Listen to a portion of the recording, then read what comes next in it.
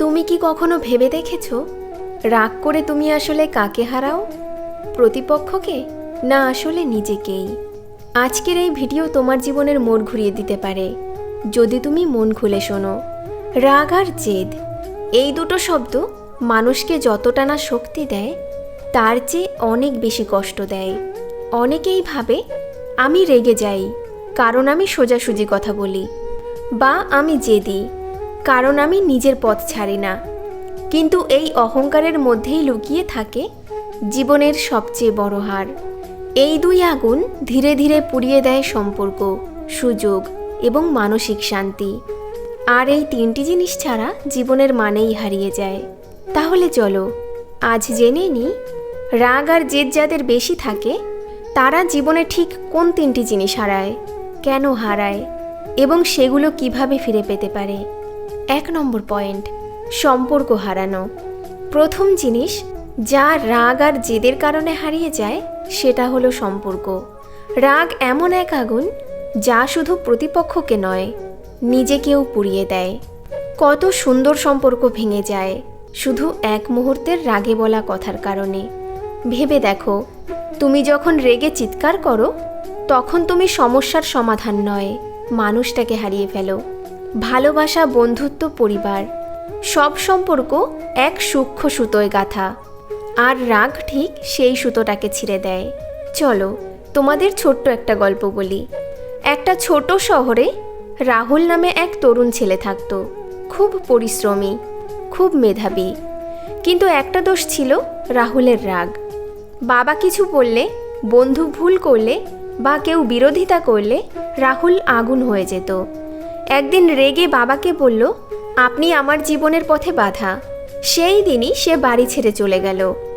বছর পেরোলো, একদিন খবর এলো বাবা আর নেই।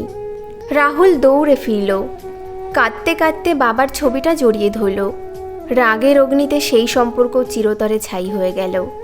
মুখ দিয়ে বেরোলো, ক্ষমা করো বাবা, কিন্তু সময় তখন শেষ। রাগ আমাদের মুহূর্তের জয় দেয়, কিন্তু দীর্ঘমেয়াদে ছিনিয়ে নেয় প্রিয় সম্পর্কগুলো।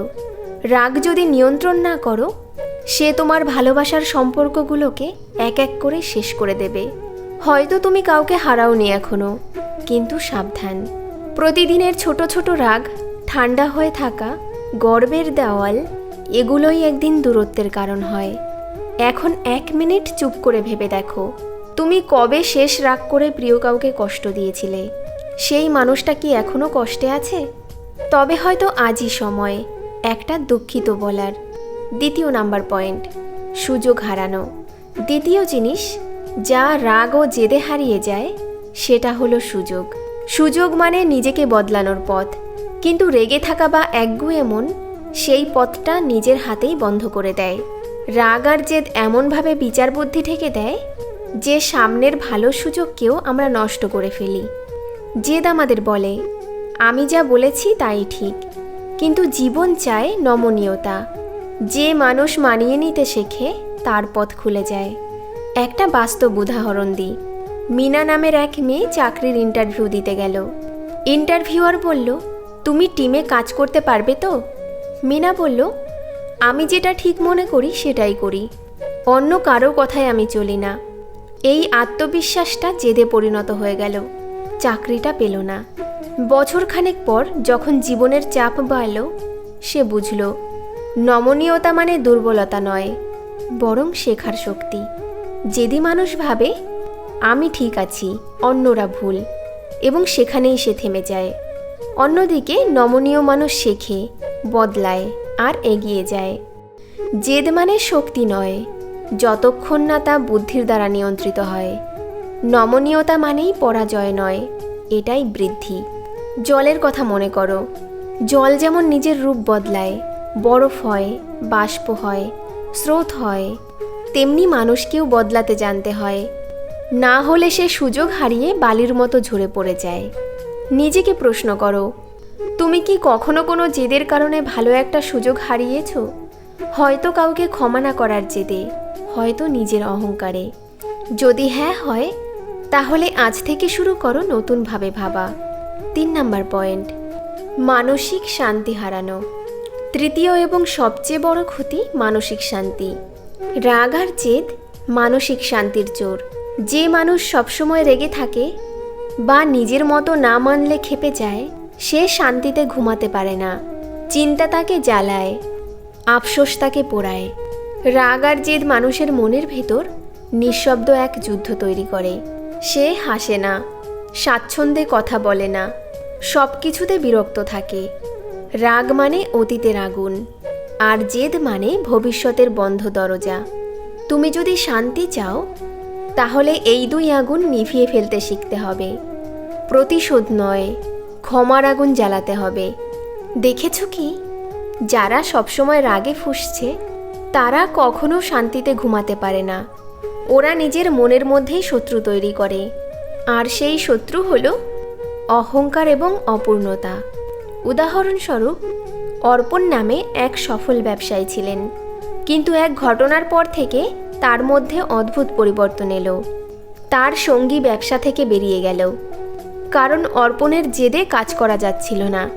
ধীরে ধীরে অর্পণ একা হয়ে পড়ল। টাকা রইল, স্ট্যাটাস রইল, কিন্তু শান্তি হারিয়ে গেল। একদিন সে নিজের ডায়েরিতে লিখল, আজ বুঝলাম জেদে জিতেছি, কিন্তু জীবনে হেরেছি। রাগ মানে অতীতের আগুন, আর জেদ মানে ভবিষ্যতের বন্ধ দরজা। যে এই দুটোকে নিয়ন্ত্রণ করতে শেখে, জীবনের দরজা খুলে যায় তার জন্যই। চলো, এখন গভীর শ্বাস নাও। ভাবো, আজ যদি তুমি রাগের আগুনে আর কাউকে না পোড়াও, তাহলে তুমি কাকে বাঁচাতে পারবে? উত্তরটা তোমার ভেতরেই আছে। জীবনে সব হারানো মানুষ মূলত তার নিজের রাগের কাছে হারে, নিজের জেদের কাছে হেরে যায়। রাগ হচ্ছে মুহূর্তের স্পার্ক, আর জেদ হচ্ছে সেই স্পার্কের আগুন। এই আগুনকে নিয়ন্ত্রণ করতে পারলে তুমিই জীবনের মাস্টার। জীবনে অনেক কিছু জেতা যায়, কিন্তু সবচেয়ে বড় জয় তখনই হয় যখন তুমি নিজের রাগ আর জেদকে জয় করো। রাগকে নিয়ন্ত্রণে আনো, কারণ সেটা শত্রু নয়, একটা সংকেত যে বলছে তোমার ভিতরে কিছু অসম্পূর্ণ রয়ে গেছে। জেদকে আলোর পথে পরিচালনা করো, লক্ষ্য অর্জনে রাখো, সম্পর্ক নষ্টে নয়। আজ নিজের কাছে একটা প্রতিজ্ঞা করো, রাগ আসবে, কিন্তু সেটা দিয়ে কাউকে নয়, নিজেকে বদলাবে। জেদ থাকবে, কিন্তু সেটা দিয়ে ক্ষতি নয়, লক্ষ্য জয় করবে। রাগে আমি কাউকে হারাবো না, জেদে আমি নিজের শান্তি হারাবো না। প্রিয় বন্ধু, জীবন একটাই। এখানে যে হার মানে রাগের কাছে, সে হারায় প্রিয়জনকে, কিন্তু যে জয় করে নিজের মনকে, সে জয় করে পৃথিবীকে। রাগ তোমার আগুন, আর ভালোবাসা তোমার আলো। তুমি কোনটা বেছে নেবে? রাগ কমাও, ভালোবাসা বাড়াও, জেদ কমাও, নম্রতা আনো। তাহলেই জীবনে তুমি যা হারিয়েছিলে একে একে সব ফিরে পাবে। বন্ধুরা, ভিডিওটি যদি ভালো লাগে তাহলে সুন্দর একটি কমেন্ট রেখে যেও, আর আমাদের চ্যানেলটি সাবস্ক্রাইব করে আমাদের পাশে থেকো। ভিডিওটি শেষ পর্যন্ত দেখার জন্য অসংখ্য ধন্যবাদ।